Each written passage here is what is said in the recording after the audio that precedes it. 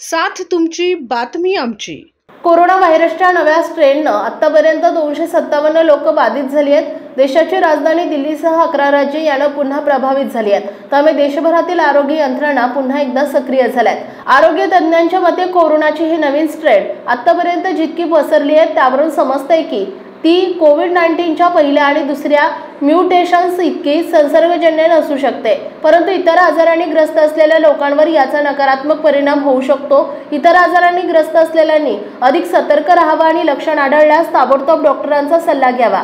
केंद्रीय आरोग्य मंत्रालयाच्या कोविड डॅशबोर्डवर उपलब्ध असलेल्या माहितीनुसार आतापर्यंत देशात कोरोनाचे 257 सक्रिय रुग्ण आहेत। यामध्ये 164 नवीन प्रकरणे नोंदवली गेली आहेत। मुंबईतील किंग एडवर्ड मेमोरियल हॉस्पिटल येथे 2 जणांचा मृत्यू झालाय। या मृत्यूमागे इतरही आरोग्याची कारणे सांगितली गेली आहेत। मृतांमध्ये 59 वर्षीय पुरुष कर्करोगाने ग्रस्त होता, तर दुसरी मृत 14 वर्षांची मुलगी होती जी आरोग्याच्या इतर समस्यांनी ग्रस्त होती।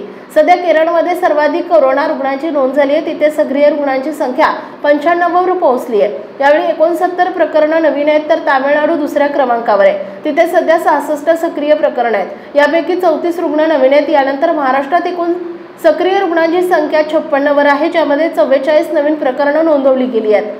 नवीन प्रकरणांमध्ये महाराष्ट्र हा तमिळनाडूपेक्षा पुढे। गुजरातमध्ये कोरोनाचे 7 सक्रिय रुग्ण आहेत, त्यापैकी 6 नवीन रुग्णांची नोंद झाली आहे। पॉंडिचेरीमध्ये कोरोनाचे रुग्ण कमी झाले, तिथे सध्या 10 सक्रिय रुग्ण आहेत, तर 3 रुग्ण पूर्णपणे निरोगी असल्याचं घोषित करण्यात आलंय।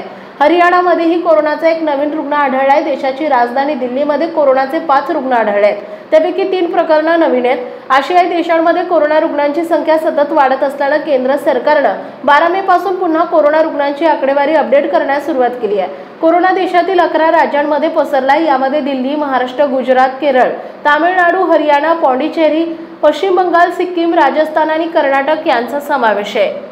आपल्या परिसरातील महत्त्वाच्या बातम्या पाहण्यासाठी जय हिंद टाइम्स चॅनलला YouTube वर सबस्क्राइब करा आणि बेल आयकॉन प्रेस करा।